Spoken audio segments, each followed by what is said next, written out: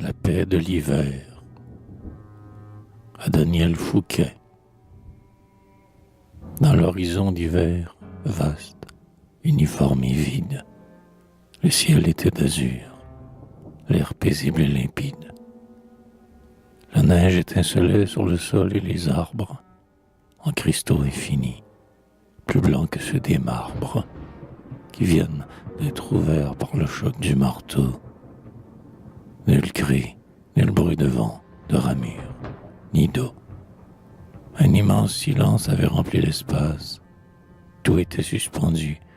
Tout ce qui vit et passe, bouge, chante, frémit, s'inquiète, désire.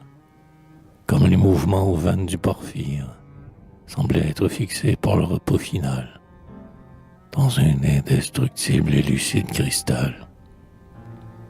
Mais que tout était beau, les forfaits de la vie, les douleurs dont jamais elle n'est assouvie, son exécrable jeu de poursuite et de crainte, la rumeur de combat dont la terre est étreinte, tout le mauvais effort semblait être arrêté, sous ce ciel pur et froid comme l'éternité.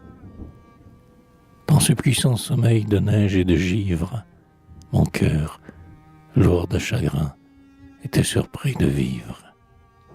Cette impassible paix, semblable à la sagesse du monde, lui faisait sentir plus sa détresse, car seul il palpitait et pensait souffrir seul, dans cet universel et glorieux linceul. Et mon cœur, en songeant que crime et que souffrance sont les couleurs du fleur obscur de l'existence, se dit: la blanche morte seule est pure et sereine. Sera-t-elle jamais la pitoyable reine d'un univers soustrait aux jours et aux instants? Quand se terminera l'angoisse des printemps?